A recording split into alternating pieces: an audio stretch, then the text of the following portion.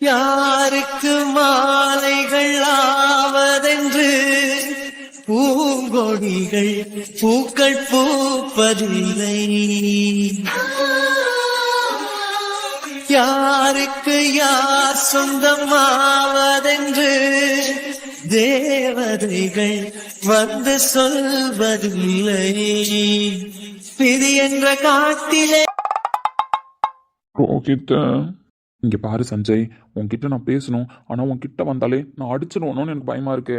நீ ஆடி தப்பு இல்லை, ஆனா என்கிட்ட வராம இருக்காத. ஆஹா, உங்க ஃப்ரெண்டு கிட்ட வரலனா மட்டும் உங்களுக்கு குத்துது கொடையுது. அப்ப பின்னாடியே ஒரு புள்ள சுத்தி வந்தது, அந்த புள்ள அதுக்கு வலிக்கும் போது உங்களுக்கு குத்துலாம் கொடையிலையா ப்ரோ? டேய், இவன் இதெல்லாம் பேசுறான். ஆ, தெரிஞ்சு போச்சு அப்படின்னு அர்த்தம், புரியுதுங்களா? தெரிஞ்சு போச்சு, சாயம் வெளுத்து போச்சு ப்ரோ. ஆனா நீ இன்னுமா நினைச்சுன்னு இருக்கிற? நீ சொல்ற கதையை உலகம் நம்பிட்டு இருக்குன்னு சொல்லிட்டு நல்லா எப்போவோ கண்டுபிடிச்சிட்டேன், புரியுதா?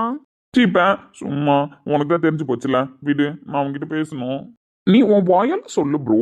நீங்க உங்க வாயால அதை சொல்றத நான் என் காதால கேட்டு சந்தோஷப்படணும். சொல்லுங்க சொல்லுங்க சொல்லுங்க. சொல்ல முடியாது.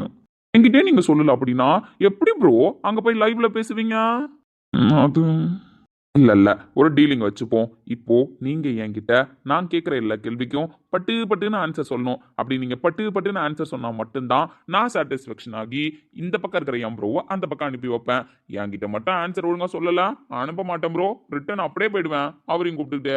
டேய் சொல்லுங்க, சொல்லித்தானே ஆகணும். இதுக்கப்புறம் சொல்லுங்கங்கிறேன். இது வரைக்கும் நான் லவ் பண்ணதை பார்த்துருப்பீங்க, கௌதம் லவ் பண்ணதை பார்த்துருப்பீங்க. இப்போ இந்த நாயை அடிச்சுட்டு நிற்கிறத கூட பார்த்துட்டு தான் இருக்கு உலகம்.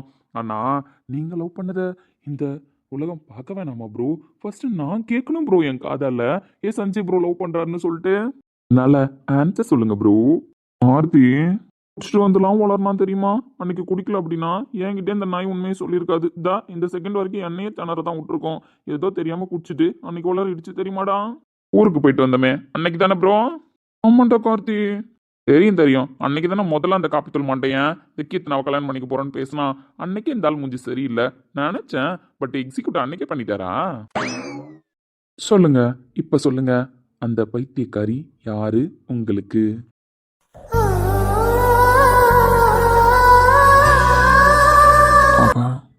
அவதான்டா, அவ மட்டும் தான்டா என் வாழ்க்கையில ரோஹித்துக்கு அப்புறம் என்னை முழுசா புரிஞ்சுக்கிட்ட ஒரு பைத்தியக்காரி அவதான். டேய், உனக்குள்ளேயும் ஒரு மனசு இருக்குடா, அதுக்குள்ள அழகான காதல் இருக்குடா. அதை உனக்கு வெளிப்படுத்த தெரியும்டான்னு என் மனசை எனக்கு வெளிச்சம் போட்டு காட்டினவிட அவ.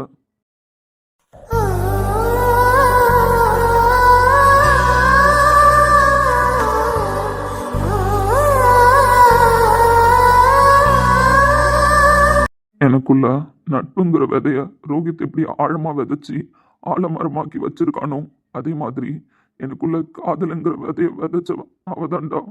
நான் எவ்வளோ சிடு சிடுன்னு பேசின போவும், அவளை எந்த அளவுக்கு அசிங்கப்படுத்தி ஒதுங்கின போவும், என்னை விட்டு போகாம என் பின்னாடியே நின்னவ. ரோஹித்க்கு அப்புறம் ஒரு விஷயம் உனக்கு உண்மையாவே முக்கியமா அப்படின்னு கேட்டா அது அவதான்டா, அவதான்டா, அவ மட்டும் தான்டா. தன் கை விட்டு போகிற பூவினை எண்ணி காம்புகள் அழுத சோகத்தை சொல்ல வார்த்தை கிடையாதுதான். எதுக்கு ப்ரோ அப்புறம் இவ்வளோ தூரம் அவளை கஷ்டப்படுத்தினா? எவ்வளோ ஃபீல் பண்ணியிருப்பா?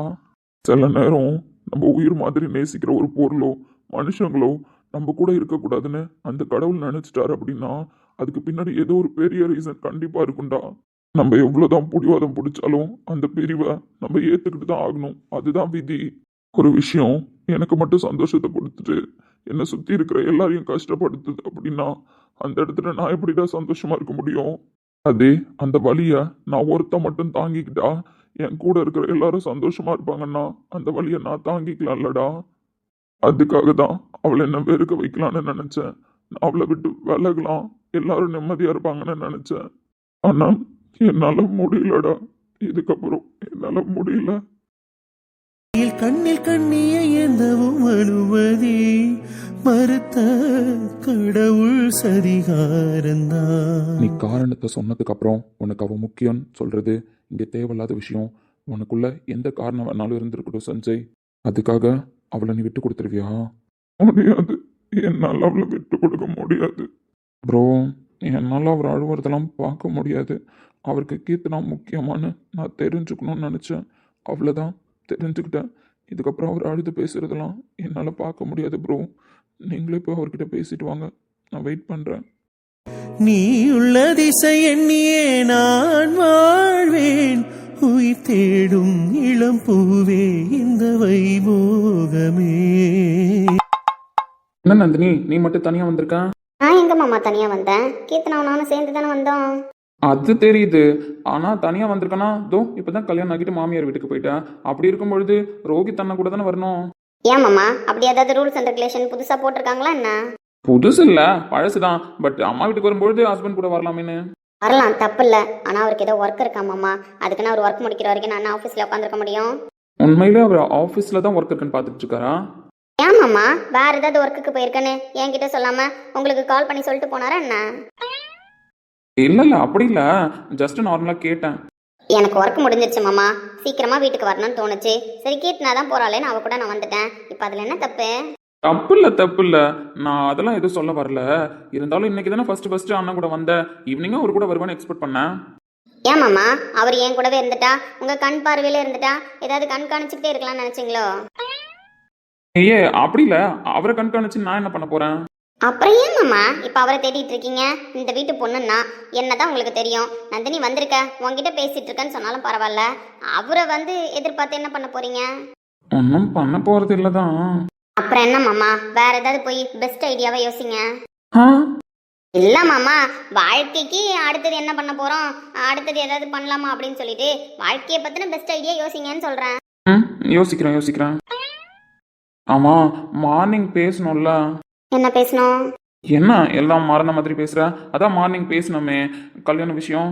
மாமா சீரியஸா தலை வலிக்குது மாமா. காலையிலேருந்து ஒர்க் ப்ரெஷர் ஹெவியா போயிட்டே இருந்ததா, அதனால நான் உள்ள போய் ரிஃப்ரெஷ் ஆகிட்டு ஒரு காஃபி குடிச்சிட்டு வரட்டுமா? ஆனா நீ இப்போ அவாய்ட் பண்றதானே? மாமா சீரியஸா நான் அவாய்ட் பண்ணல, போயிட்டு இப்போ வந்து உங்கள்கிட்ட பேசுறது தான் எனக்கு முத வேலை, ஓகேவா? ம், நான் வெயிட் பண்றேன். அழாத, ஒழுங்கா அழுகையை ஸ்டாப் பண்ண சொல்லிட்டேன். அடி வாங்கிட்டு வரேன். அது எப்படி மச்சான், அவ கல்யாணத்துக்கு சம்மதம் சொல்லுவா? நீ தானே மச்சான் கல்யாணம் பண்ணிக்க உறவு விட்டு போயிடக்கூடாதுன்னு சொல்லியிருக்க. அப்படி இருக்கும் பொழுது அது தப்பு இல்லை அப்படின்னா அவ கல்யாணத்துக்கு ஒத்துக்கிட்டது தப்பு இல்லையே. அது எனக்கு புரியல சஞ்சய், என்ன நடந்துச்சு? ரிசப்ஷனுக்கு முன்னாடி பேச வேணாம், ரிசப்ஷன் முடிஞ்சு பேசிக்கலான்னு இருந்த. லாஸ்டா தோ நந்தினி வீட்டுக்கு போயிட்டு வரேன், ஒய்ஃபை கனெக்ஷனுக்காகன்னு சொல்லிட்டு போனேன். அதுக்கப்புறம் நீ வந்து என்னை பார்க்கவே இல்லை. நான் உன்னை ரிசப்ஷனில் அதுவும் ஸ்டேஜில் தான் பார்த்தேன். 2 நிமிஷம் பேசியிருப்பியா? அதுக்கப்புறம் அன்றைக்கி நைட்டு என்கிட்ட கொஞ்சம் நேரம் பேசினேன், அவ்வளோதான். அதுக்கப்புறம் நீ என்னை பார்க்கல, நானும் உன்னை பார்க்கல. நான் பார்த்தா கூட கண்டுபிடிச்சிருவேன்ற பயத்தினால தான் நீ என்னை ஃபேஸ் பண்ணவே பயந்த. அதுக்கப்புறம் இப்போ நடந்த பிரச்சனைலாம் போயிடுச்சு. இல்லைன்னு வச்சுக்கோயேன், இவ்வளோ பெருசாகிறதுக்கு விட்டுருக்கவே மாட்டேன். எனக்கு தெரிஞ்சு நீ இவ்வளோ பெரிய முடிவு எடுத்திருக்க, அவங்களும் தைரியமாக பொண்ணு கேட்டிருக்காங்க அப்படின்னா அவங்க தான் ஏதோ ப்ளே பண்ணியிருக்கணும். கீர்த்தனாவோட அத்தையால் ஏதாவது ப்ராப்ளமா? அது சொல்லுடான்னு சொல்லிட்டேன். இதுக்கப்புறமா அது வந்து போயின்னு சொல்லிக்கிட்டே இருந்தேன்னு வச்சுக்கோயேன், நானே உன் கையில் அக்ஷயத்தையை கொடுத்து அவ தலையில போடுறா நல்லா இருக்கட்டும்னு சொல்லிட்டு கூப்பிட்டு போயிடுவேன். கட்டு பேத்திட்டு இருக்க. அப்படி நான் சொல்லக்கூடாது நின்று. இப்போ மரியாதையா நீ உண்மையை சொல்லு. இன்னைக்கு ஒய்ஃபை கனெக்ஷன் கொடுக்க போனப்போ அவ என்கிட்ட பேசிட்டு இருந்தா, அதை அவங்க அத்தை கேட்டுட்டாங்க. அதுவும் நான் அவகிட்ட ரிசப்ஷன் முடிஞ்சு எதுவாக இருந்தாலும் பேசுகிறேன் உங்ககிட்டன்னு சொன்னால, அந்த வார்த்தையும் அவங்க காதில் வாங்கிட்டாங்க.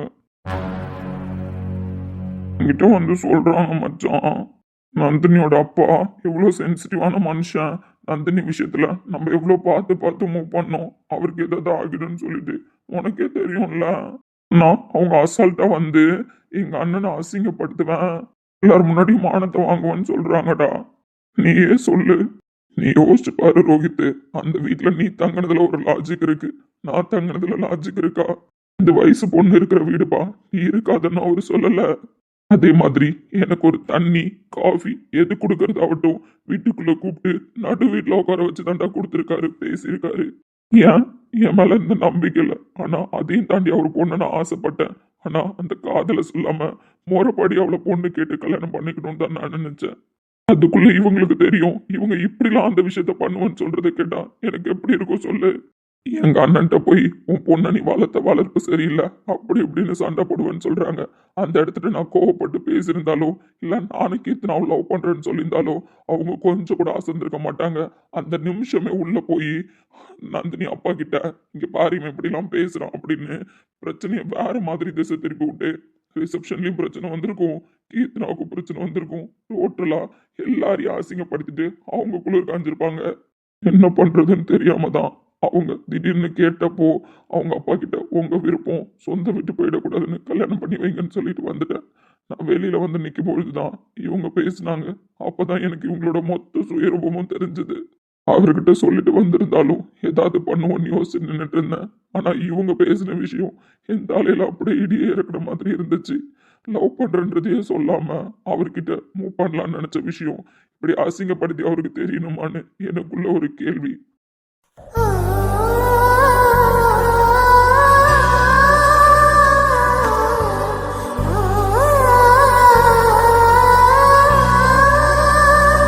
அதையும் தாண்டி உன் ஃப்ரெண்டை இழுத்து தப்பா பேசுவேன், அசிங்கமா பேசுவேன். ரோஹித் மாப்பிள்ளையா இருந்துக்கிட்டு நம்ம வயசு பொண்ணு இருக்காளே இந்த வீட்டுக்கு நம்ம ஃப்ரெண்டை ஏன் கூப்பிட்டு வரணும்னு இல்லாம கூப்பிட்டு உட்கார வச்சு இதோ எங்க வீட்டு பொண்ணு மனசை கெடுக்கிற அளவுக்கு ஒரு சூழ்நிலைய ரோஹித்தா உருவாக்கி இருக்கான் அப்படின்ற அளவுக்கு ஒன்னு இங்கே அவ்வளோமா பேசுவேன்னு சொல்றாங்க. நீ என்னடா பண்ண சொல்ற? அந்த மனுஷன்ட்டு அவங்க அப்படிலாம் போய் பேசியிருந்தா நெஞ்ச புடிச்சிட்டு உட்காந்துட்டா நான் என்னடா பண்ணுவேன்? அவருக்கு ஏதோ ஆகக்கூடாதுன்னு தானடா தாலி கட்டின உன் பொண்டாட்டியே கூப்பிட்டு வர்றதுக்கு அவ்வளோ யோசிச்சு யோசிச்சு எல்லாத்தையும் பண்ணோம். அவ அப்பா மேல எனக்கு இருக்கிற மரியாதை, உன் மேல எனக்கு இருக்கிற பாசம் இதெல்லாம் மனசுல வச்சுக்கிட்டு தான் மச்சான் அமைதியா இருந்தேன். அவங்க பேசின எல்லா பேச்சுக்கும் எனக்கு இருந்த ஒரே மைண்ட் செட்டு அந்த மனுஷன் கண் குளிர தான் பொண்ணோட ரிசப்ஷனை பார்க்கணும். எனக்கும் ஆசை என் ஃப்ரெண்டோட ரிசப்ஷன் நல்லபடியா பிரச்சனை இல்லாம நடக்கணும்னு. சுயநலத்தோட தான் வந்தேன், நான் தப்பு சொல்லல. உங்ககிட்ட அவங்க அத்தை வந்து பேசின விஷயம் கீர்த்தனாவுக்கு தெரியுமா? தெரியாது. ஆனால் கீர்த்தனா இருக்கும்போது தான் அவங்க உன்னை வச்சுக்கிட்டு இந்த மாதிரி எங்கள் அண்ணன் பொண்ணை கேட்கறதுக்கு சப்போர்ட் பண்ணணும்னு உங்ககிட்ட சொல்லியிருக்காங்க. ஆமாண்டா. அதுக்கப்புறம் இவங்க பேசின பேச்சுக்கு நான் போய் ஒரு இடத்துல நின்றுட்டு இருந்தேன். இந்த பைத்தியக்காரி என்ன ஃபாலோ பண்ணிட்டே அங்க வந்துட்டா. இந்த இன்சிடென்ட்லாம் நடந்ததுக்கு அப்புறமா ஆமா, நான் அழுதுட்டு நின்றுட்டு இருந்ததை பார்த்துட்டு என்கிட்ட வந்து நீ ஏன் அங்க கல்யாணம் பண்ணி வைக்க சொல்லி சம்மதம் சொன்ன? எனக்கு கல்யாண பேச்சு எடுக்கும் பொழுது கூட நீ வாயை திறக்கலனா எப்ப நீ வாயை திறப்ப? வா எங்க அப்பா கிட்ட வந்து பேசு அப்படின்னு அழ ஆரம்பிச்சிட்டா, கத்த ஆரம்பிச்சிட்டா. எப்படி மச்சான் நான் போய் பேசுறது? அப்பவே வந்து பேசுங்கிறா. அவங்க அத்தை பொண்ணு கேட்ட உடனே அவளுக்கு என்ன பண்றதுன்னு தெரியல.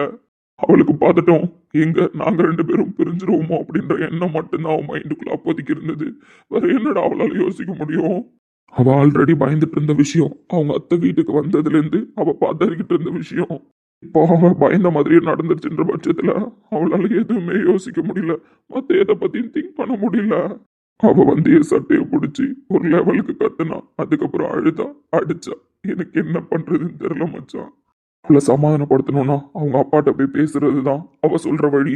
ஆனா அவர்கிட்ட போய் பேசினா அந்த இடத்துல உடஞ்சு உட்காந்து மொத்தமா மீனா போயிடும் அப்படின்றது தான் எனக்கு தோணுன விஷயம்.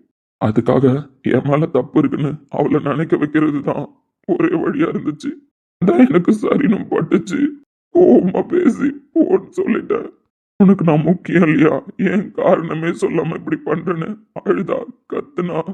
எனக்கு ஒரே ஒரு விஷயம் மட்டும்தான் புரியல ரோஹித். எல்லா டைம்லயும் நான் அவளை புரிஞ்சுக்கல.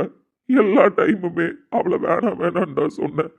ஆனா என் மனசுக்குள்ள இதான் இருக்கு அப்படின்னு புரிஞ்சுக்கிட்டவ, அப்படி இருக்கிறவன் ஏன்டா இப்படி சொல்லிட்டு வரான், ஆணித்தனமா பேசிட்டு வரான்னு கொஞ்சம் வெயிட் பண்ணியிருந்துருக்கலாம்ல. திரும்ப வந்து என்கிட்ட பேசும்பொழுதும் இவன் வேணாம் வேணான்னு சொல்றான். பைத்தியக்காரன் எப்பவும் போல இவன் மனசுக்குள்ள எரிய வச்சிருப்பான்னு ஏன்டா யோசிக்காம விட்டுட்டா. என்ன தப்பா புரிஞ்சுக்கிட்டா. அவ தப்பா புரிஞ்சுக்கல அளவுக்கு நான் சூழ்நிலையை உருவாக்குனே வச்சுப்போம். ஆனா திரும்ப இவ்வளோ ப்ராப்ளம் போயிட்டு இருக்குல்ல, கொஞ்சம் வெயிட் பண்ணலாம்ல. இந்த பைத்தியக்காரன் நம்மள விட்டு தர மாட்டான்னு. செருப்புண்ணா செருப்பு பைத்தியக்காரன் விட்டு தர மாட்டான்னு உட்காந்துருப்பா இரு. அவளை பைத்தியக்காரியா கடைசி வரைக்கும் ஆக்கி பார்க்கலாம்னு நினைக்கிறியாடா நீ? நீ என்னடா நினைச்சிட்டு இருக்க உன் மனசுல? எல்லார பத்தியும் யோசிக்கிற, கீர்த்தனாவை பத்தி யோசிக்கவே இல்லை சஞ்சய் நீ. இதுதான் அவளோட அதிகபட்ச கோபத்துக்கு காரணமே. எல்லா நேரத்திலையும் உன்னை புரிஞ்சுக்கிட்டவ இந்த விஷயத்துல மட்டும் புரிஞ்சுக்காம போறானா அதுக்கு நீ ஒரு காரணம்டா. கடைசி வரைக்கும் அவகிட்ட கீர்த்தனா எனக்காக வெயிட் பண்ணுன்னு ஒரு வார்த்தை வாயை திறந்து ஆறுதலா சொல்லியிருக்கலாம்ல. அப்படி நீ சொல்லியிருந்த அப்படின்னா கண்டிப்பா அவ புரிஞ்சுட்டு இருந்திருப்பா. எல்லா டைம்லயும் நீ அமைதியா இருந்துகிட்டு அவங்கள பாதிக்கும் இவங்கள பாதிக்கும் இவங்களுக்கு பிரச்சனை அவங்களுக்கு பிரச்சனைன்னு சொல்லி சொல்லி சொல்லி அந்த புள்ளை இந்த நிலைமைக்கு கூட்டு வந்து நிப்பாட்டியிருக்கா.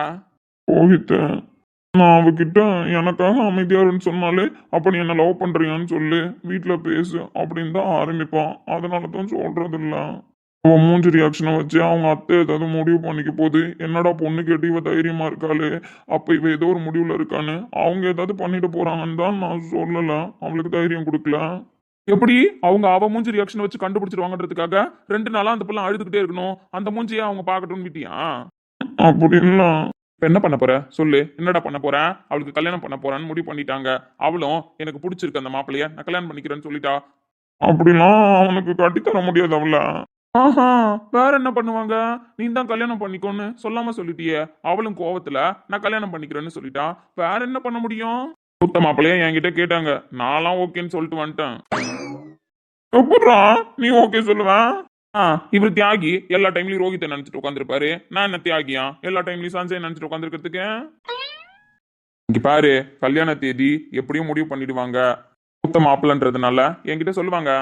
மாதிரி அவங்க அப்பா சஞ்சய் தம்பிக்கு பத்திரிக்கை வைக்கலாமான்னு சொன்னா அவ ஒத்துக்க மாட்டா. ஏன்னா அவன் மேல கோவமா இருக்கல்ல. ஆமா, இன்விடேஷன் இல்லைங்கிறதுனால நீ கல்யாணத்துக்கு போகாமலாம் இருக்க தேவையில்ல, நான் கூட்டு போறேன் மச்சான். ஏன்னா you are my best friend இல்ல மச்சான். ஒரு புள்ள புடிவாதமா இவன் தான் நம்மளுக்கு வேணும்னு நிக்குது.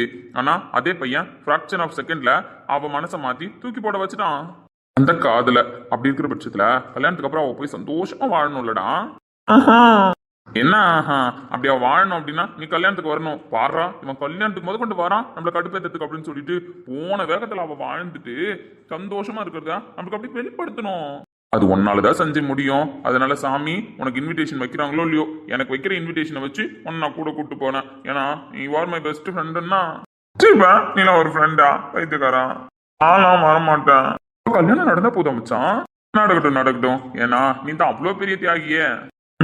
கல்யாணம் நடக்கூடாது, பைத்தியக்காரன். அவன்லாம் அவளுக்கு ஜோடியாடா.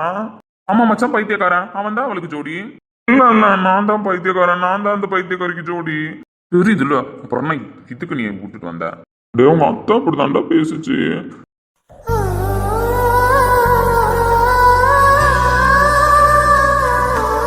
உங்களுக்குலாம் எல்லாருக்கும் எல்லாம் தெரிஞ்சேதான் என்ன இப்படி கஷ்டப்படுத்தி பாக்குறீங்கல்ல. இங்க பாருடி, நாங்க உனக்கு எதுவும் ஐடியா கொடுக்கல, நீயா போய் தான் அந்த மனுஷனை லவ் பண்றேன்னு சொல்லியிருக்க. ஆமா, எனக்கு பிடிச்சிருந்தது. இப்ப என்ன? உன்னை பத்தி எல்லாத்தையும் தெரிஞ்சு வச்சிருக்கிறவ உன் அக்காக்காரி. அப்படி இருக்கும் பொழுது இந்த விஷயத்த நான் தெரிஞ்சு வச்சிருந்திருக்க மாட்டேன்னு நீ நினைச்சிட்டு இருக்கியா? இப்ப புதுசா கேக்குற, உனக்கு தெரியுமாக்கானு? உனக்கு தெரியும்லாம் எனக்கு தெரியும். இருந்தாலும் கடைசி வரைக்கும் நீ என்கிட்ட அதை பத்தி கேட்காம இருந்த, அதனாலதான் நானும் எதுவும் சொல்லல. சரி, இப்ப தெரிஞ்ச மாதிரியே பேசுவோம். இப்ப என்ன கீர்த்தனா உனக்கு பிரச்சனை? அந்தாலும் எனக்கு வேணாம். பாரு, அந்தாலும் இந்தாலும் தேவையில்லாம பேசாதானே. ஒழுங்கா என்ன நடந்துச்சுன்னு சொல்லு. சொல்ல முடியாது போ, உனக்கு தான் எல்லாம் தெரியும்ல, தெரிஞ்ச மாதிரியே வச்சுக்கோ. ஆனா நான் சீரியஸா சொல்றேன்க்கா, எனக்கு அவர் வேணாம். இப்போ கூட மாமா என்னை வச்சுக்கிட்டு அவர்கிட்ட பேச வராரு. என்னை எவ்வளவு கேவலமா அலட்சியப்படுத்திட்டு போறாரு தெரியுமா? இங்க பாரு கீர்த்தனா, அவர் பின்னாடி இவ்வளோ நாளா நீ சுற்றி வந்திருக்க. ஆனால் அவரு ஒரே ஒரு இடத்துலயாச்சும் உன்கிட்ட ஆசை வார்த்தை பேசி உன் மனசை கலைக்கிறது இல்லை, நான் உன்னை லவ் பண்ணுறேன்னு சொல்றதுன்னு ஏதாவது பண்ணாரா? இல்லை. அப்படி இருக்கிற மனுஷன் உனக்கு ஒரே ஒரு நம்பிக்கையை மட்டும் கொடுத்துட்டே இருந்திருப்பாரு கடைசி வரைக்கும். நம்பிக்கைலாம் அவர் ஒன்றும் கொடுக்கலன்னா. இங்கே பாருடி, நம்பிக்கைன்னா வந்து ஒரே வழியா உங்ககிட்ட அப்படியே நான் உன்னை லவ் பண்ணுறேன், நீ எனக்காக வெயிட் பண்ணு அப்படின்லாம் சொல்கிற ஆள் அவர் கிடையாது. அவரை பற்றி முழுசாக தெரிஞ்சதுக்கு அப்புறம் தானே அவர் மேலே ஆசைப்பட்டேன். இங்க பாருக்கா, நீ ஃபர்ஸ்ட் என்ன தங்கச்சி நினைச்சிட்டு பேசு, அதுக்கப்புறம் அவரை நினைச்சு பேசலாம்னா. இங்க பாரு, உன்னை தங்கச்சியா நினைக்கிறதுனால தான் பேசுறேன், உன் வாழ்க்கை நல்லா இருக்கணும்னு. அவர் எல்லா இடத்துலையுமே பொறுமையாக தான் ஹேண்டில் பண்ணியிருக்காரு. ஏன்னா அவரோட கேரக்டர் அப்படிதான். ஒரு சில பேர் வார்த்தையால பேசி புரிய வைப்பாங்க, ஒரு சில பேர் வார்த்தையை சொல்லாம இவன் நம்மள புரிஞ்சுப்பான் அப்படின்ற நம்பிக்கையில விட்டு வைப்பாங்க. ஏன் பொறுமையா விட்டு வைக்கட்டுமே, எனக்கு ஒரு கல்யாணம் ஆகுற வரைக்கும். ஏய் என்னடி?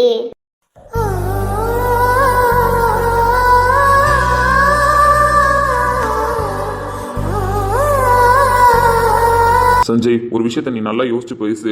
உன் காதல நீ விட்டு கொடுக்கல. அதையும் தாண்டி அவங்க அவ்வளோ கேவலமா இருக்காங்கடா. தன் பையனுக்கு கீர்த்தனாவை கல்யாணம் பண்ணுங்கிறதுக்காக தான் அண்ணன் நெஞ்ச பிடிச்சிட்டே உட்காந்தாலும் பரவாயில்லன்னு சொல்லி உன்னை பிளாக்மெயில் பண்ணியிருக்காங்க. அந்த இடத்துல நீ கீர்த்தனாவை வேணான்னு சொன்னதெல்லாம் கரெக்டு தான். ஆனா எனக்கு வேணாங்க, நான் அடிச்சு பேசுவேன், கீர்த்தனா எனக்கு வேணாம், நான் அவளை லவ் பண்ணலன்னு சொல்லிட்டு. ஆனா உங்க பையனுக்கு கல்யாணம் பண்ணி வைக்க நான் ஒத்துக்க மாட்டேங்க அப்படின்னு சொல்லி அவங்க கிட்ட சவால் விட்டுட்டு வந்திருந்தீங்கன்னா நீ என் ஃப்ரெண்டு. அதை விட்டுட்டு அவங்க பேசுனாங்களாம், இவர் கேட்டுட்டு வந்தாராம். அப்ப சமாளிக்க முடியலன்னு கீர்த்தனா மைண்ட் டைவர்ட் பண்ணி விட்டாராம். இதெல்லாம் காரணமாடா பைத்தியக்காரன் நாய. பத்தா பொறுக்கி என் பேரை வச்சு வேற நீ பிளேம் பண்ணிட்டு இருக்கேன். ரோஹித்துக்கு ரிசப்ஷன் நடக்கணும், ரோஹித்துக்கு ரிசப்ஷன் நடக்கணும்னு. நான் முக்கியம் தோணுதுல, எல்லா டைம்லயும் நான் முக்கியம் தோணுதுல. அதே மாதிரி தானே உன் கூட வந்து வாழ போற பொண்ணு, உன் லைஃப் பார்ட்னர், அவளுக்கு நீ முக்கியம், நீ முக்கியம்னு சொல்லணும்னு தோணும்ல. செருப்பு. நான் இப்ப என்ன பண்றது? எனக்கு கீர்த்தனா வேணும்.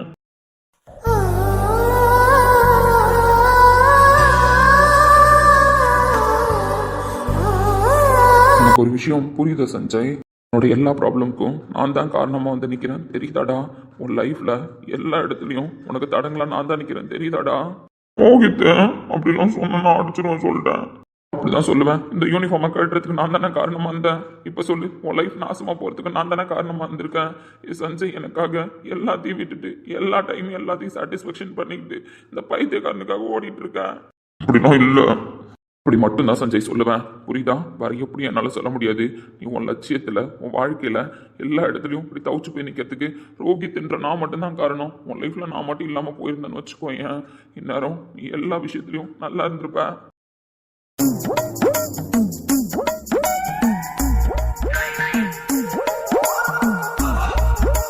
இங்க பாரு, அழுது கதை கேட்டுட்டு இருக்கேன். அவ மேல உள்ள பாசத்துல பேசிட்டு இருக்கன்றதுனால இந்த எக்ஸ்ட்ரா பிட் எல்லாம் போடுற வேலை வச்சுட்டுன்னு வச்சுக்கோயேன், என்ன பண்ணுவோன்னு எனக்கு தெரியாது.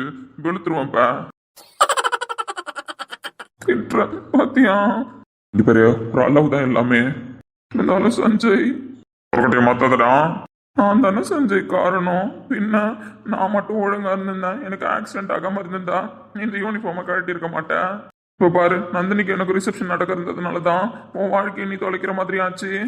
இங்க பாரு, அதே நந்தினிக்கு உனக்கும் கல்யாணம் ஆகாம இருந்திருந்தா இந்த பைத்தியக்காரன் நான் எப்படிடா பார்த்திருப்பேன்? இல்ல எப்படி பார்த்திருப்பல்ல? அதான் நானும் கேட்கறேன், எப்படி பார்த்திருப்பேன்? நீ நந்தினியை கல்யாணம் பண்ணதுனால தான் உன் மூலியமா தான் அந்த பைத்தியக்காரி என் வாழ்க்கையில வந்திருக்கா. அப்படிதான் நீங்க யோசிக்கணும் புரியுதோ? அதை விட்டுட்டு கியானத்தனமா யோசிச்சேன், அவ்வளவுதான் பார்த்துக்க. அப்போ சஞ்சய் என்னாலதான். ஆமா, ஒன்னாலதான் அவன் என் லைஃப்ல வந்தா, ஒன்னாலதான் அவன் எனக்கு கிடைச்சா, இப்போ ஒன்னாலதான் அவன் எனக்கு கிடைக்கவும் போறான். ஆனா நான் எப்படி கிடைக்க வைக்க முடியும்? செருப்பு. நீ சேர்த்து வைப்ப, சேர்த்து வைக்கணும் புரியுதா? போறோம்.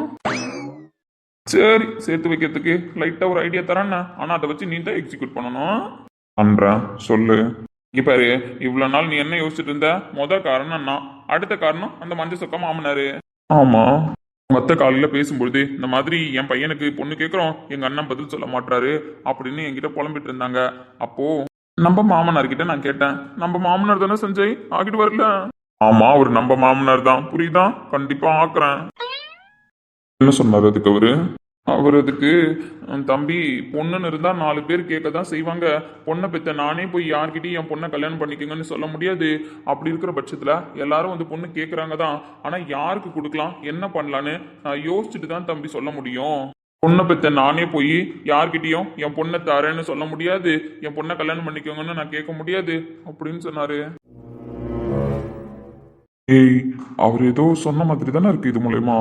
Exactly correct. அவருக்கு ஏதோ ஒரு விஷயம் தெரிஞ்சிருக்கு சஞ்சய். ஆனா எப்போ தெரிஞ்சது எப்படி தெரிஞ்சதுன்னா எனக்கு தெரியல. ஆனா அவருக்கு உன் விஷயம் நல்லாவே தெரியுங்கிறது மட்டும் உண்மை. உன்னை வந்து பொண்ணு கேட்க சொல்றாருன்னு தான் எனக்கு தோணுது. ஆனா அது எப்படி என்னதான் பொண்ணு கேட்க சொல்றாருன்னு சொல்றேன்? ஒழுங்கா யோசிச்சு சொல்ல. அன்னைக்கு அவங்க அத்தை உன்னை நிக்க வச்சுக்கிட்டுதானே அவர்கிட்ட பொண்ணு கேட்டாங்க. அப்போ அவர் என்ன சொன்னாரு உன்கிட்ட? இல்ல முடிவு மாதிரி ஏதாவது அந்த இடத்துல பேசினாரா? இது வரைக்கும் அவர் உங்ககிட்ட பேசின வார்த்தையெல்லாம் யோசிச்சு பாரு சஞ்சய். ஏன்னா என்கிட்டே இவ்வளவு தூரம் ஹிண்ட் கொடுத்துருக்காரு அப்படின்னா உங்ககிட்ட ஹிண்ட் கொடுக்காம இருந்திருக்க மாட்டாரு.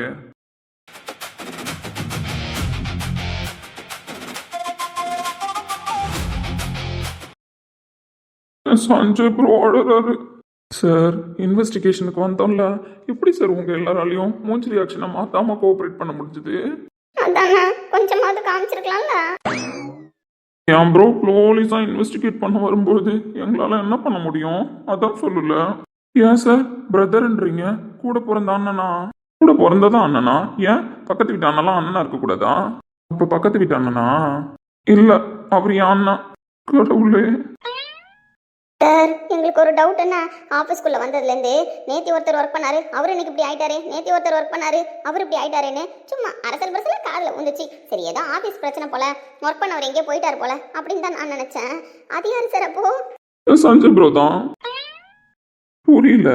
அவரு காலையில 9:30 மணிக்கு தான் போலீஸ் வேலையில ஜாயின் பண்ணாரா? ஆனா நைட்டு 9:30 மணி வரைக்கும் எங்க ஆபீஸ்ல தான் செக்யூரிட்டி கார்டா ஒர்க் பண்ணாரு. கடவுளே, நீங்க சொல்றது அத்தனையும் உண்மையா? இங்க பாருங்க, நாங்க போலீஸ் வேலைக்கெல்லாம் அனுப்பியிருக்க மாட்டோம். எங்க கூடயே வச்சுக்கணும் தான் ஆசையா இருந்துச்சு. ஆனா அந்த மனுஷன் ஆசை கனவு எல்லாம் அந்த யூனிஃபார்ம் மேல இருந்துச்சு. அதனாலதான் சரின்னு போலீஸ் ஆக்கி விட்டுட்டோம். ஏதோ கொண்டு போய் குழந்தைய ஸ்கூல்ல விட்டுட்டு வந்த மாதிரி பேசுறாப்புல. கடவுளே. சரி, அடுத்த விஷயத்துக்கு வருவோம் சார். அதுக்கும் நீங்க உண்மையை சொல்லணும்னா ஆமாமா, அதுக்கு தான் நீங்க மெயினா உண்மையை சொல்லணும். என்னது? இந்த உள்ள வெளியே மங்காத்த மாதிரி ஒரு கேம் நடத்திட்டு இருக்காங்கல்ல, இந்த வேதாச்சலம் உங்க ஆபீஸ்ல போதை பொருள் வச்சேங்கிறாரு. இவர் செக் பண்ணிட்டு இல்லங்கிறாரு. நடுவில் சார் என்கொயரி பண்ண பொண்ணு நான் தான் வச்சேன்னு சொல்லியிருக்கு. அதுக்கு திரும்ப சார் நான் தான் எடுத்திருப்பேன் அப்படின்ற மாதிரி சொல்ல வந்திருக்காரு. ஏன் உள்ள விசாரிச்ச அக்யூஸ்ட் கூட அதை தான் சொல்றான். உள்ள இந்த பொருளை காணோம், நீ தாண்டா பிளான் பண்ணி ஏதோ பண்ணிட்ட அப்படின்னு சொல்றாரு. அப்ப அக்யூஸ்டுங்கெல்லாம் ஒரு சில டைம் உண்மை தானே சார் சொல்லுவாங்க. போலீஸும் ஒரு சில டைம் உண்மை தான் சொல்லுவாங்க. அதைத்தான் சார் நாங்களும் கேட்குறோம். அப்படி போலீஸா இருக்கிற எங்க சஞ்சய் சார் சொன்னது கரெக்டா? அப்ப யாரு வச்சா யாரு எடுத்தா? உள்ள பொருள் இருந்துச்சா இல்லையா? இப்ப போதை பொருள் கேஸ் ஃபர்ஸ்ட் எங்க ஸ்டார்ட் பண்ணி எப்படி முடிஞ்சிச்சு சொல்றீங்களா ப்ளீஸ்? இல்லைன்னா மண்டை வெடிச்சிரும். அது அது என் சஞ்சய் ப்ரோ யூனிஃபார்ம் போட மாட்டேன்னு சொன்னாரா, அதனால என் ரோஹித் ப்ரோ ஃபீல் பண்ணாரா. ஓ, அப்புறம் இந்த வேதாச்சலம் மேல பழி வாங்கணும்னு சொன்னாரா. அதுக்கு அதான் எனக்கு இந்த போதை பொருள் பத்திலாம் தெரியும், ஆனா எங்க விக்குதுன்னு தெரியாது. அந்த ஆளு எங்க அண்ணனை அழிக்கணும்னு நினைச்சாரு. ஆள் அனுப்பும் போதெல்லாம் நாங்க அடிச்சு உதச்சு அனுப்பிட்டோம். அதான் சரி அந்த ஆளுக்கு புதுசா ஒரு ஐடியா கொடுக்கலாமேன்னு அந்த ஆளுக்கு ஐடியா கொடுத்தேன். அதனாலதான் உங்க ஆபீஸ்ல விசாரிச்ச மொத்த பேரும் அக்யூஸ்ட் யாருன்னு உங்களுக்கு சந்தேகம் இருக்கான்னு கேட்டப்ப கார்த்திக் பிரகாஷ்னு உங்க பேரை சொன்னாங்களா? பாவி பயப்புலீங்களா எல்லாம் ஏன் பெரிய சொல்லியிருக்குதுங்க. ஆமா, மேனேஜர்ல இருந்து பியூன் வரைக்கும் உங்க பேரை தான் சொல்லியிருக்காங்க. உங்களை தான் அக்யூஸ்ட் நம்பர் 1ல வச்சிருக்கோம் சந்தேகத்தின் பெயரில். ஓ மை காட், மேல சொல்லுங்க. அதான் அந்த வேதாச்சலத்தை லைட்டா தூண்டி விட்டேன். அந்த ஆள் கொண்டு வந்து போதை பொருளை வைக்கிறதுக்கு ஏற்பாடு பண்ணிட்டாப்ல. கடவுளே, அப்ப நீங்களே தான் உங்க ஆபீஸ்ல போதை பொருள் வைக்கிறதுக்கு ஐடியா கொடுத்தீங்களா? Yes, it's true. உண்மையை சொல்றவங்க தெய்வத்துக்கு சமமானவங்கன்னு சொல்லுவாங்க. நீங்க தெய்வமா தெரிஞ்சாலும் ஒரு பக்கம் அக்யூஸ்ட் சார். பட் உங்கள்கிட்ட ப்ரூஃப் இல்ல சார். அதுவும் ஒரு பக்கம் உண்மைதான். ஆனா சந்தேகத்தின் பேர்ல உங்களை நாங்க அரெஸ்ட் பண்ணலாம் தெரியுமா? அரெஸ்ட் பண்ண சஞ்சய் ப்ரோ விட மாட்டாரு தெரியுமா? கடவுளே. சரி, அவரை வைக்க சொன்னீங்க, அவர் வச்சாருங்கிறீங்க. ஆனா போதை பொருள் எதுவும் இல்லையே. இங்க பாருங்க, அவர் வச்சது உண்மைதான். ஆனா அவர் வச்சிருக்காரு கேஸ், இந்த மாதிரி பெரிய கேஸ் உள்ள இன்வெஸ்டிகேஷன்ல யாராவது உள்ள வந்தா வேற எப்படியாவது ரோஹித் ப்ரோ மாட்டிப்பாருன்னு சொல்லி லைட்டா சஞ்சய் ப்ரோவை அப்படி வெறியேற்றி விட்டேன். அப்பதான் அவர் யூனிஃபார்ம் போடுவாருன்னு. அப்ப அதுக்கு முன்னாடி அப்பாயின்மெண்ட் ஆர்டர்லாம் வாங்கிட்டு வந்து வச்சிருக்கீங்க. அவர் போட மாட்டேன்னு சொன்னதுனால ஊசி பேத்தி விட்டுருக்கீங்க. எக்ஸாக்ட்லி. சரி சார், அப்படியே நீங்க அவரை ஊசிப்பேத்தி விட்டுருந்தாலும் அவர் எப்படி சார் இதெல்லாம் கண்டுபிடிச்சாரு? அது முதல் நாளே போய் நான் பாதி கண்டுபிடிச்சிட்டேன். எல்லாத்தையும் எடுத்து ஒரு பக்கமா வச்சுட்டேன். அதுக்கப்புறம் அவர் அதை எடுத்து மறைச்சி தூக்கி போட்டார். Oh my God. அப்ப இருந்தது உண்மை, எடுத்தது உண்மை, பொருளை காணோம், அப்படிதானே? பொருள் காணாம போச்சா இல்ல எடுத்து ஏதாவது பிளான்ல பத்திரமா வச்சிருக்காரான்னு தெரியலையே. எதுக்கும் பார்த்து பத்திரமா இருங்க. ஸ்டேஷன் உள்ள கூட பொருள் இருக்கும். சார், இவ்வளவு நாள் கேஸே இல்லாம அந்த ஸ்டேஷனு வெறிச்சோடி போய் தான் கடந்தது. ஆனா வந்த நாளே இவர் எடுத்த கேஸு இப்படி சுத்தி அடிச்சிருக்கே சார். இதுக்கப்புறம் நாங்க என்ன பண்ணுவோம்? நாங்க பண்றதெல்லாம் இருக்கட்டும். இதுக்கப்புறம் நீங்க எல்லாம் எதுவும் பண்ணாம இருங்கன்னு. இதுக்கப்புறம் உங்க ஆபீஸ் பக்கம்லாம் நாங்க வர மாட்டோம். சார் நிம்மதியா ஸ்டேஷன்ல ஒர்க் பண்ண விடுங்க.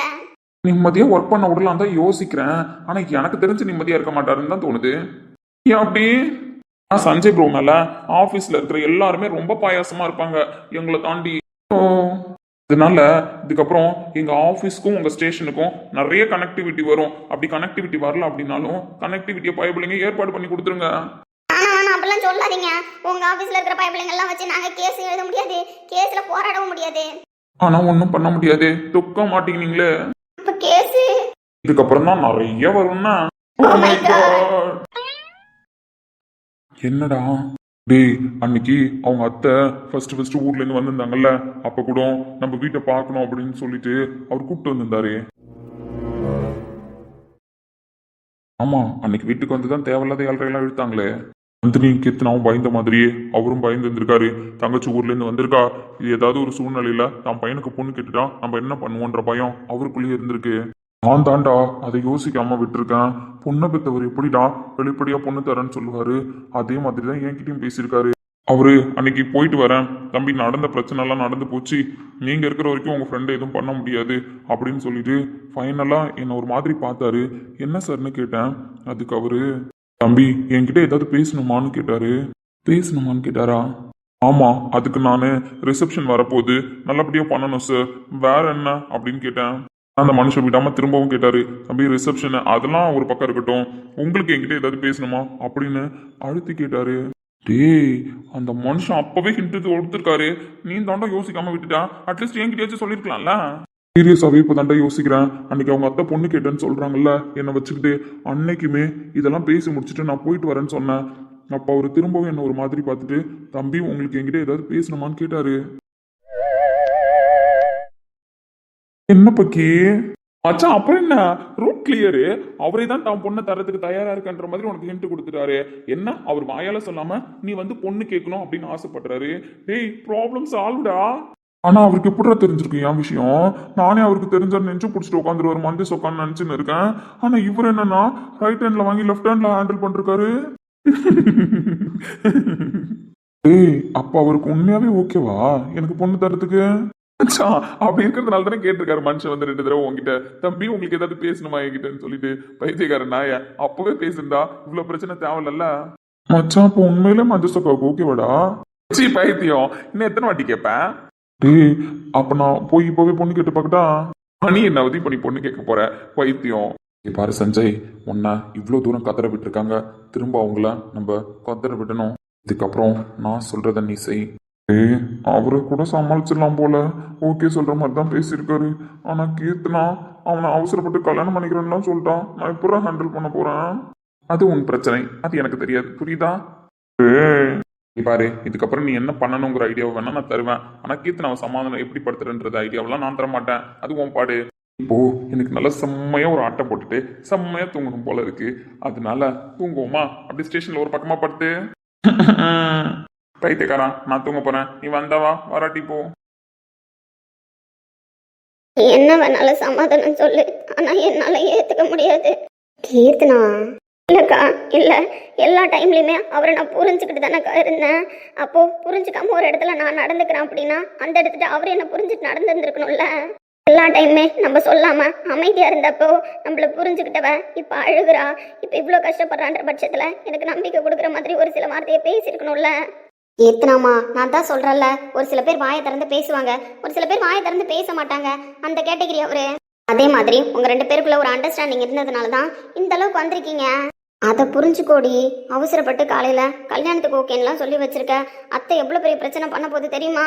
பண்ணட்டும். இப்போவும் நான் சொல்றேன், நீ என்ன சமாதானம் சொன்னாலும் நான் ஏத்துக்க மாட்டேன். கடைசி நிமிஷம் வரைக்கும் என் கழுத்து அறுத்துட்டு போயிருக்காரு. ஏய், தயவு செஞ்சு நான் சொல்றேன்க்கா, அழுகுறான் அப்படின்னா பார்த்து கஷ்டப்பட்டுக்க, தங்கச்சி கஷ்டப்படுறாளேன்னு சொல்லிட்டு. ஆனா அவ அழுகைக்கு நம்ம சமாதானப்படுத்திடலாம், திரும்ப அவர்கிட்ட பேசி ஏதாவது சொல்ல வைக்கலான்னு யோசிக்காத. ஏன்னா மொத்த பேரையும் அவர் பைத்தியமா தான் ஆக்குவாரே தவிர கடைசி வரைக்கும் வாயை திறந்து பேச மாட்டாரு. அவர் பேசுவாரடி, உனக்கு தெரியாதுக்கா. ரிசப்ஷனுக்கு முதல் நாள் நீ வெளியில போயிட்ட, அத்தை எவ்வளோ அசால்ட்டா அவரை வச்சுக்கிட்டே என்ன பொண்ணு கேட்டாங்க தெரியுமா? அன்னைக்கு அப்பா குழம்பி போய் உட்காந்துருந்தாரு. இவர் கிளம்பிருக்கலாம்லக்கா, அவங்க பேசுறதுக்கு பிடி கொடுக்காம இவரு நின்று பொறுமையா கதையை கேட்டுட்டு உறவு விட்டு போயிடக்கூடாது. நீங்க கீர்த்தனாவை உங்க பையனுக்கு கல்யாணம் பண்ணி வைக்கிறதுல நான் என்ன சொல்ல போறேன்? உங்க அண்ணனுக்கு ஓகே அப்படின்னா கல்யாணம் பண்ணி வைங்கன்னு அப்பாவுக்கு அட்வைஸ் பண்ணிட்டு போறாருக்கா. நீங்க பொண்ணை கொடுக்கறதுல தப்பு இல்லைன்னு ஒரு பின்னாடியே போய் கொட்டுற மழையில நின்று காலில் விழாத குறையா கெஞ்சின தெரியுமா? அன்னைக்கு அதனால தான் மழையில நனைஞ்சிருந்தியா? கிட்டத்துக்கு மொட்டை மாடிக்கு போனக்கா, நனைஞ்சிட்டேன் அப்படின்னு ஏதோ கதை சொன்னேன். எப்படி சொல்ற? மறுநாள் உனக்கு ரிசப்ஷனு, அப்படி இருக்கிற பட்சத்துல உன் மனசை கஷ்டப்படுத்த சொல்றியா? அதெல்லாம் கேட்டா நீ உடஞ்சு போயிடுவன் தான், நான் எதுவுமே சொல்லிக்கல. கீர்த்தனா, உனக்கு ஒரு விஷயம் இப்போ தெளிவா புரியுதா? என்ன? உனக்கு உன் அக்கா முக்கியம், உன் அக்கா ரிசப்ஷன் நடக்கணும்னு நீ நினைக்கிற. ஆனா என்ன பண்ண? எங்க அப்பா கிட்ட பேசுங்க, இப்பவே பேசுங்க, எங்க அத்தை சொல்றதுக்கு பதில் சொல்லுங்கன்னு சொல்ற. ஒரு வேளை அவர் அந்த இடத்துல பதில் சொல்லியிருந்தாரோ இல்ல உன்னை லவ் பண்றேன்னு சொல்லியிருந்தாலோ அப்பாவோட ரியாக்ஷன் எந்த மாதிரி இருந்திருக்கும்? நம்ம அத்தை எப்படிலாம் ப்ளே பண்ணியிருந்திருப்பாங்க யோசிச்சு பாரு. மறுநாள் ரிசப்ஷன் நடந்திருக்குமா?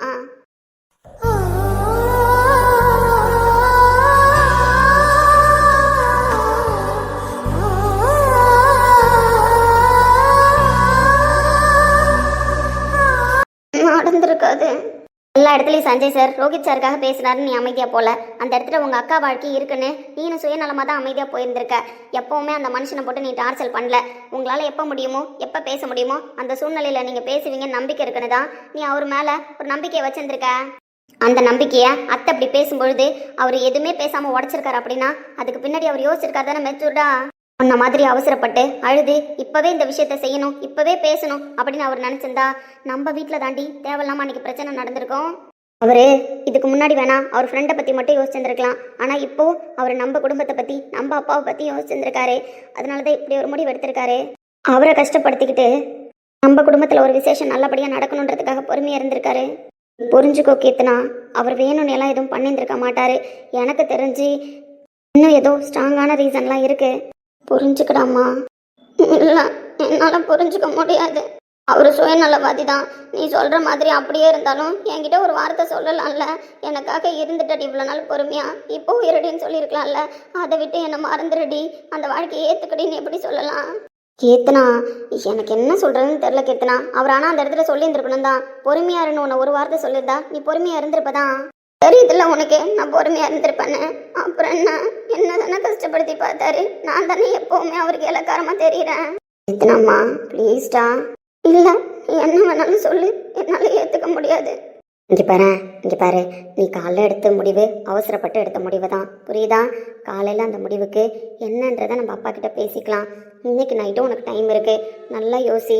இவ்வளோ நாளாக அவரை புரிஞ்சுக்கிட்ட நீ கடைசி டைமில் புரிஞ்சுக்காம விட்டுறாத. இதுக்குன்னு சண்டை போடாத. எல்லாத்துக்கும் பொறுமையாக போகணும்னு நான் சொல்ல வரல. சண்டை போடு, பிடிச்ச வாழ்க்கையை கையில் வச்சுக்கிட்டு அந்த வாழ்க்கை கூட சண்டை போடு. நான் சண்டை போடாத காதலர்களும் கிடையாது, சண்டை போடாத கணவன் மனைவியும் கிடையாது. ஆனா நான் உங்களை விட்டு பிரிஞ்சு போய் தான் சண்டை போடுவேன் அப்படின்ற முடிவை மட்டும் எடுக்காதடாம்மா. அது உன் வாழ்க்கையை நரகமாக்கிடும். அவர் மேல தப்பு இருக்கா இல்லை உன் மேல தப்பு இருக்கான்னு நான் பேச வரல. நீங்க 2 பேரும் தான் அதை பேசி ஒரு முடிவுக்கு வரணும். எனக்கு என் தங்கச்சியை தெரியும், அதே அளவுக்கு சஞ்சய் சரியும் தெரியும். என் பக்கம் இருக்கிற கருத்தை நான் சொல்லிட்டேன். இதுக்கப்புறம் யோசிச்சு முடிவெடுக்க வேண்டியது நீ தான். நான் உன் மடியில படுத்துக்கிட்டான். வா படுத்துக்கோ.